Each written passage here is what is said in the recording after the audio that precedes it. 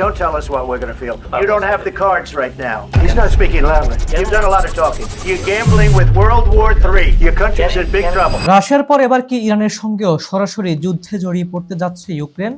Trump ও ইসরায়েলের মন জয় করতে গিয়ে জেলেনস্কি কি নিজের দেশের জন্য ডেকে আনলেন আরেক মহাবিপর্যয়?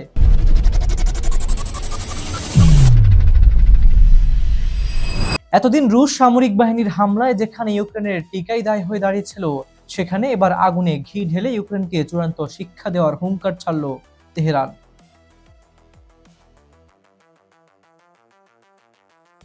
রাশিয়ার বিরুদ্ধে যুদ্ধে টিকে থাকতে এখন ইউক্রেনের প্রয়োজন বিপুল সমরাস্ত্র ও সামরিক সহায়তা। কিন্তু আমেরিকা ও পশ্চিমা বন্ধুরা কেবল আশ্বাসের বাণী শোনালেও কাজের কাজ কিছুই করছিল না। আর তাই মার্কিন প্রেসিডেন্ট ডোনাল্ড ট্রাম্পকে খুশি করতে গিয়ে মারাত্মক এক ভুল পদক্ষেপে পা বাড়ালেন ইউক্রেনীয় প্রেসিডেন্ট ভ্লাদিমির জেলেনস্কি। সম্প্রতি রাশিয়ায় অস্ট্রাখান অঞ্চল থেকে একটি ইরান সংশ্লিষ্ট জাহাজ রওনা হয়েছিল কাস্পিয়ান সাগরের দিকে। জেলেনস্কির নির্দেশে এই জাহাজটিকে লক্ষ্য করে চালানো হলো দূরপাল্লার বিধ্বংসী ক্ষেপণাস্ত্র হামলা। ইউক্রেনের এই হামলায় এক ইরানি নাবিক প্রাণ হারান এবং আহত হন আরও এক ক্রু সদস্য। ইউক্রেন ভেবেছিল এটি তাদের বড় এক সামরিক সাফল্য, কিন্তু আন্তর্জাতিক বিশ্লেষকরা বলছেন এটি জেলেনস্কির জীবনের সবচেয়ে বড় ভুল।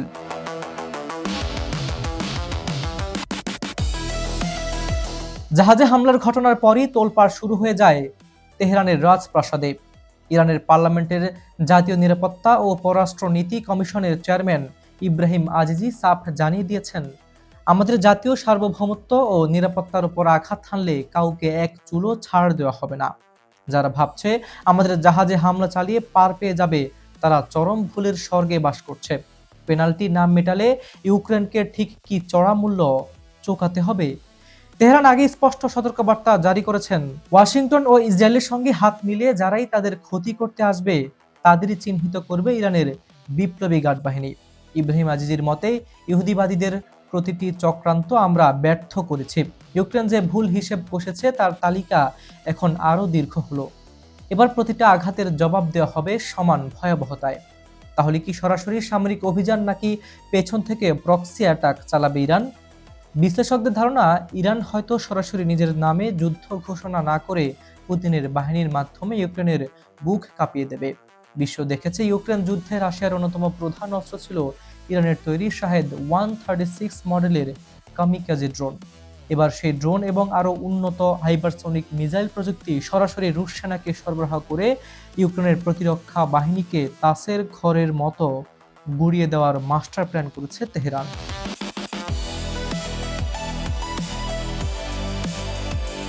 যেখানে 4 বছর ধরে চলা যুদ্ধের পর ইউক্রেনের সামরিক রসদ ও সেনাবহর ভেঙে পড়ার মুখে, সেখানে নতুন করে ইরানের মতো পারমাণবিক সক্ষম সামরিক পরাশক্তিকে শত্রুতে পরিণত করা কতটা আত্মঘাতী তা এখন হাড়ে হাড়ে টের পাচ্ছে কিয়েভ। কিন্তু ট্রাম্পের সমর্থন পাওয়ার লোভে চালানো একটি ক্ষেপণাস্ত্র হামলা পুরো ইউক্রেনের মানচিত্রই বদলে দিতে পারে। তেহরানের হুঙ্কার ও মস্কোর চূড়ান্ত প্রস্তুতির মুখে পেন্টাগন কি পারবে জেলেনস্কিকে রক্ষা করতে, নাকি কাস্পিয়ান সাগরের প্রতিশোধে পুতিন ও খামেনির যৌথ শক্তির সামনে ছাই হয়ে যাবে ইউক্রেনের শেষ প্রতিরোধ ব্যবস্থা? সময় বলে দেবে বিশ্ব রাজনীতির এই বিপজ্জনক দাবার চাল শেষ পর্যন্ত কোন দিকে মোড় নেয়। আজকের এই বিশেষ অনুষ্ঠানটি আপনারা পৃথিবীর কোন প্রান্ত থেকে দেখছেন তা এখনই আমাদের কমেন্ট বক্সে লিখে জানান। বাংলাদেশ, ভারত, পাকিস্তান, আমেরিকা, ইউরোপ, মধ্যপ্রাচ্যের যেখান থেকে আপনারা যুক্ত আছেন না কেন, এই ভূ রাজনীতি নিয়ে আপনাদের মূল্যবান মতামত আমরা শুনতে চাই। আন্তর্জাতিক রাজনীতির এমন সব এক্সক্লুসিভ আপডেট সবার আগে পেতে এখনই আমাদের চ্যানেলটি সাবস্ক্রাইব করে রাখুন।